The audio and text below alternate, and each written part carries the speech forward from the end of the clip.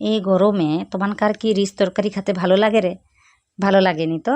লোভ হয়তো আছে, কিন্তু খেতে পারোনি। তো আমি কই কি, এরকম একটা চিকেনের রেসিপি তৈরি করে ফেলাও।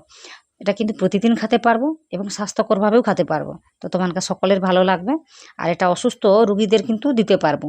তো এরকম একটা রেসিপি সকলে যখন খেতে পারবো, তো তখন একবার তৈরি করে নিলে ক্ষতি কি? তাহলে চলো দেখি রেসিপিটা একবার দেখে এলো। তো রেসিপিটা যদি ভালো লাগে তাহলে মোর ভিডিওতে একটা লাইক দেবো, আর নতুন যদি কেউ হয়ে থাকো তাহলে আমার চ্যানেলটাকে সাবস্ক্রাইব করে নেবো। তাহলে চলো। তো এখানটায় 1.5 চামচের মতো তেল দিচ্ছি, তাও একটু কম হবে। দিয়া দুটা তেজপাতা, লবঙ্গ, এলাচ, দারুচিনি আর 4-5টা ওই গোলমরিচটা দিচ্ছি। দিয়ে একটু ভাজে লেড়ি। তো গ্যাসের ফ্লেমটাকে হালকা করে দিচ্ছি, তেলটাকে গরম করে নিয়ে তারপরে যে গ্রেট করা রসুন দেই। তো ওই 5-6টার মতো রসুনকে গ্রেট করে লিসলি সৌটা দিছি, দিয়ে হালকা করে ভাজিরি। তারপর ওই 1/2 ইঞ্চি থেকে একটু বেশি আদা দিছি। ওই আদাটাকে গ্রেট করে দিচ্ছি, তো বলতে পারো 1 ইঞ্চির মতো আদাটা হবে। তো ওটাকে দিয়া আমি ভাজিয়ে নিই। তো এখানটায় আমি পেঁয়াজ দিচ্ছি 2টা, ওই মাঝারি সাইজের। তো মানে চাইলে একটু পেঁয়াজটাকে কম করে দিতে পারো। তো এখানটা আমি এই পরিমাণ দিচ্ছি। তারপর কাঁচা লঙ্কা দিচ্ছি, যেহেতু স্বাস্থ্যকরভাবে তৈরি করিনি সেই জন্য কাঁচা লঙ্কা তো দিতেই হবে। আর এখানটা তুমি যদি লাল করে রান্না করবো তখন আর স্বাস্থ্যকর তো হবে নি, সেই জন্য আমি একটু কাঁচা লঙ্কা দিয়া তরকারিটা রান্না করে লেরি। তারপর আমি একটু হলুদ দিচ্ছি। দেখো, এই রেসিপির মধ্যে কিন্তু হলুদ দিতে নেই, কিন্তু মানে ঘরে নেই, হলুদ দেওয়া খেতে পারিনি, সেই জন্য দেখো একটু দিচ্ছি হলুদটা। তো হলুদটাকে দিয়ে একটু লাড়ে চাড়ে নিচ্ছি। আর এই রেসিপির মধ্যে এই মশলাকে বেশি ভাজা যাবে না, তো অল্প করে ভাজতে হবে। ভাজে আমি কি করছি, ওই চিকেনটাকে নিচ্ছি। ও মাংসটা হয়ে যাবে 600-র মতো। সো মাংসটাকে দিয়ে একটু লাড়ে চাড়ে লেড়ি। তো বেশি কিন্তু কষাইব নি, সেটা মাথায় রাখো। তো এইভাবে একবার রান্না করে দেখো, যদি খারাপ লাগে তখন না হয় কইব যে এরকমই রান্না করছি, কিচ্ছু লাগেনি। তো বিশ্বাস করো, ভীষণ স্বাদের রেসিপি, অথচ খুব স্বাস্থ্যকর। তো স্বাস্থ্যকর কেন করি দেখো তো মানে। তো এখানটা একটু লাড়ে চাড়ে লিছি। লিবার পর আমি এখানটা দিবার জন্য কিছু সবজি অ্যাড করব। ওই সবজি বলতে আমি পেঁপে লিছি, গাজর লিছি, বরবটি লিছি, আলু লিছি। তো দেখো দেখি কতগা সবজি দিছি আমি। তো এই সবজির মধ্যে টমেটোটা ছিল, কিন্তু আমি ভুলিছি দিতে, ওটা পরে দেবো, তো মানে দেখে নেবো। তো এরকম সবজিটা দিয়া আমি একটু লাড়ি চাড়িয়ে নেবো। তো এই জিনিসটা মাথায় রাখবো, বেশি কিন্তু কড়া করে ভাজা যাবে না, কি ধরো লাড়া যাবে না। তো এরকম করে নেবো। তো এখানটায় রসুন আর আদা আমি গ্রেট করে দিছি। তো গ্রেট বলতে ওটাকে ছেঁচে নিলেও হবে সিলে। তো সেটা যদি কেউ বুঝতে পারো কই দেরি।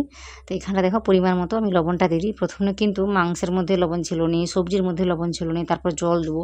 এটা বুঝা শুনে কিন্তু আমি লবণটা দিয়ে দিই। আর এই লবণটা ঠিকঠাক রইলে কিন্তু এই রেসিপিটা খেতে ভালো লাগবে। তো সেটা বুঝে শুনে লবণটা দেবো। তো দেখো দেখি দিয়া লাড়ে চাড়িয়ে লিছি। তো এরকম করে একবার রান্না করে দেখবো। তো সকল ভাবুর হতো মাংসের মধ্যে সবজি এবার কে দিয়া রাঁধে। তো একবার দিয়া দেখো দেখি কতটা সুন্দর লাগে। তো বারবার করি, এটা কিন্তু রুগীদের পক্ষে ভীষণ ভালো, ভীষণই স্বাস্থ্যকর। তো এরকম করে একবার রান্না করে দেখতে পারো। তো এখানটা দেখো আমি ওই টমেটোটা দিছি। তো এটা কিন্তু দিলে ভীষণ ভালো লাগে।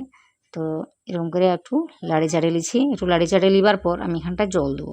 তো এই রেসিপির মধ্যে জলের পরিমাণটা একটু বেশি করে আমি দেবো এখানটায়, কারণ আমি চিকেনটা লিছি, তো ওটাকে তো সিদ্ধ করতে হবে। আর যদি প্রেসার কুকারের মধ্যে করতি তাহলে কিন্তু অল্প জলে খুব তাড়াতাড়ি হইতো। যেহেতু আজকে কড়াইয়ের মধ্যে বানারি, তো সেই জন্য একটু জল বেশি করে দিচ্ছি চিকেনটাকে সিদ্ধ করে লিবার জন্য। তো দেখো দেখি, তো আমি এতটা জল দিচ্ছি, তো মানে দেখতে পারো লিয়া আমি ওই 20 মিনিটের জন্য ঢাকা দিয়া সিদ্ধ হতে দেবো। তো একবার 20 মিনিট পরে তোমাকে দেখারই কতটা সুন্দরভাবে সিদ্ধ হয়েছে।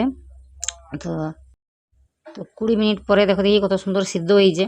তো সব কিছু কিন্তু ভালোভাবে সিদ্ধ হয়েছে। আর মাংসটা দেখো কেমন হাড় ছাড়া ছাড়া দেখতে লাগছে, তো বোঝা যাবে যে সুন্দর করে কিন্তু সিদ্ধ হয়েছে। তো এর মধ্যে বেশি কিছু আর দেবো নি। তো ধনে পাতা রইলে ধনে পাতাটা দিতে পারো, মোর কাছে নেই বলে আমি এখানটায় একটা মশলা দিচ্ছি, যেটা দিলে ভীষণই ভালো লাগে। তো সেটা হলো ওই গোলমরিচের গুঁড়াটা। তো তার আগে আমি কী করছি, একটু চাখি লেরি লবণটা ঠিক আছে কিনা। তো নেলে দেখা গেলো লবণ হয়নি, কেউ খেতেও পারেনি। তো লবণটা যেন ঠিকঠাক হয় সেটা ভাবে আমি চাখছি একটু। তারপর একটু গোলমরিচের গুঁড়া দিচ্ছি। তো এটাকে দিয়া আমি কী করবো, একটু লাড়ে চাড়িয়ে নেবো আর কিছুক্ষণ ফুটে নেবো।